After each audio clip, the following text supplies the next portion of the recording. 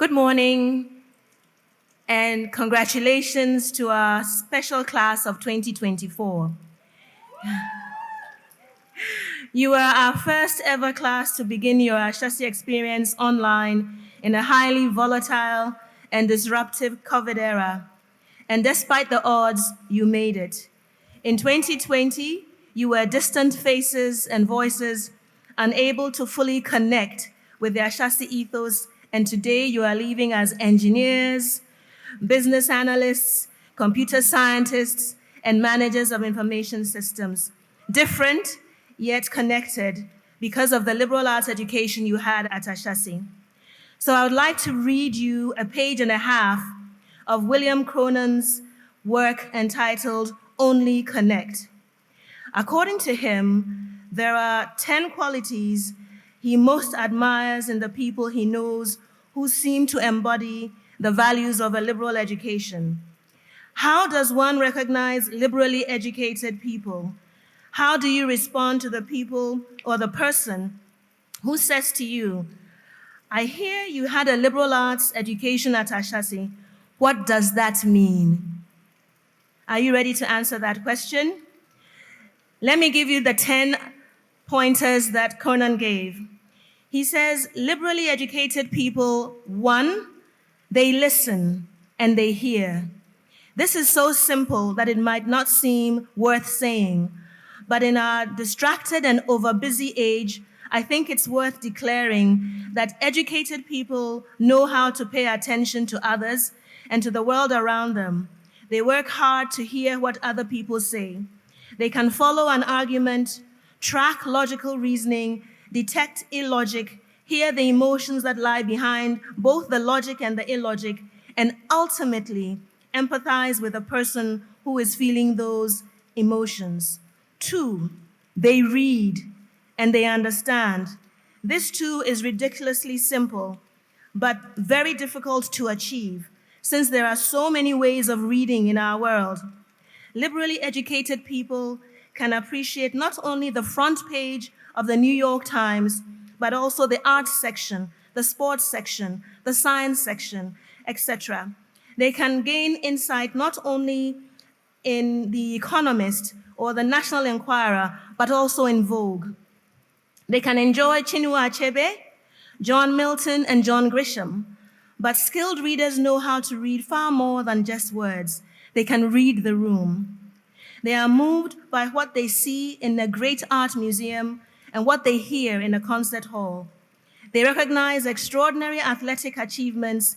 They are engaged by classic and contemporary works of theater and cinema.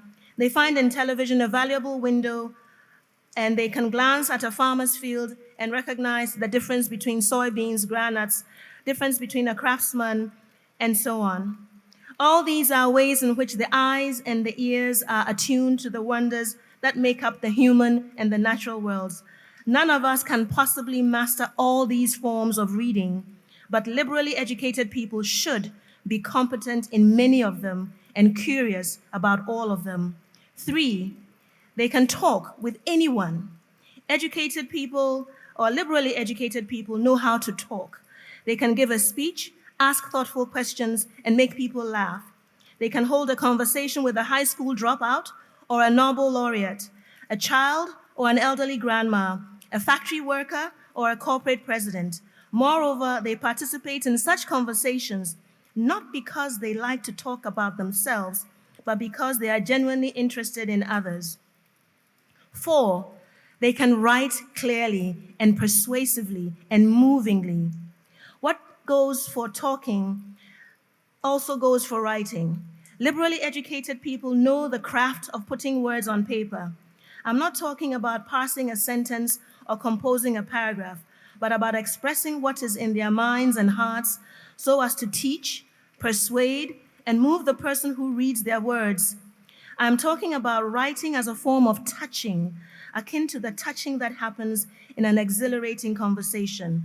5, they can solve a wide variety of puzzles and problems. The ability to solve puzzles requires many skills, including a basic comfort with numbers, a familiarity with computers, and the recognition that many problems that appear to turn on questions of quality can in fact be reinterpreted as subtle problems of quantity. These are the skills of the analyst, the manager, the engineer, the critic, the ability to look at a complicated reality, break it into pieces, and figure out how it works in order to do practical things in the real world. Part of the challenge in this, of course, is the ability to put reality back together again after having broken it into pieces, for only by so doing can we accomplish practical goals without violating the integrity of the world we are trying to change. 6, they respect rigor, not so much for its own sake, but as a way of seeking truth. Truly educated people love learning, but they love wisdom more. They can appreciate a closely reasoned argument without being unduly impressed by mere logic. They understand that knowledge serves values, and they strive to put these two, knowledge and values, into constant dialogue with each other. The ability to recognize true rigor is one of the most important achievements in any education, but it is worthless, even dangerous, if it is not placed in the service of some larger vision that also renders it humane. 7, they practice humility, civility, and self-criticism. This is another way of saying that they can understand the power of other people's dreams and other people's nightmares as well as their own. They have the intellectual range and emotional generosity to step outside their own experiences and prejudices, thereby opening themselves to perspectives different from their own. From this commitment flow all those aspects of a liberal education that oppose parochialism and celebrate the wider world, studying foreign languages, learning about the cultures of distant peoples, exploring the history of long ago times, etc. With such encounters, we cannot learn how much people learn differ and how much they have in common. 8, they understand how to get things done in the world. They struggle to leave the world a better place than they had found it. Learning how to get things done in the world in order to leave it a better place is surely one of the most practical and important lessons we can take from our education. It is fraught with peril because the power to act in the world can so easily be abused. But we fool ourselves if we think we can avoid acting, avoid exercising power, avoid joining the world's fight. And so we study power and struggle to use it wisely and well. 9, they nurture and empower people around them. Nothing is more important in tempering the exercise of power and shaping right action than the recognition that no one ever acts alone. Liberally educated people understand that they belong to a community whose prosperity and well-being are crucial to their own, and they help that community flourish by making the success of others possible. If we speak of education for freedom, then one of the crucial insights of liberal education must be that the freedom of the individual is possible only in a free community, and vice versa. It is the community that empowers the free individual, just as it is the free individual who leads and empowers the community. The recognition that what seems like personal triumphs are in fact the achievements of our common humanity. 10, they follow Conan's idea, only connect. More than anything else, being a liberally educated person means being able to see connections that allow one to make sense of the world and act within it in creative ways. Every one of the qualities I have just described here, listening, reading, talking, writing, puzzle solving, truth seeking, seeing through other people's eyes, leading, working in a community, is finally about connecting. A liberal education is all about gaining the power and the wisdom, the generosity and the freedom to connect. So class of 2024, that's who you are as an Ashesi liberally educated professional.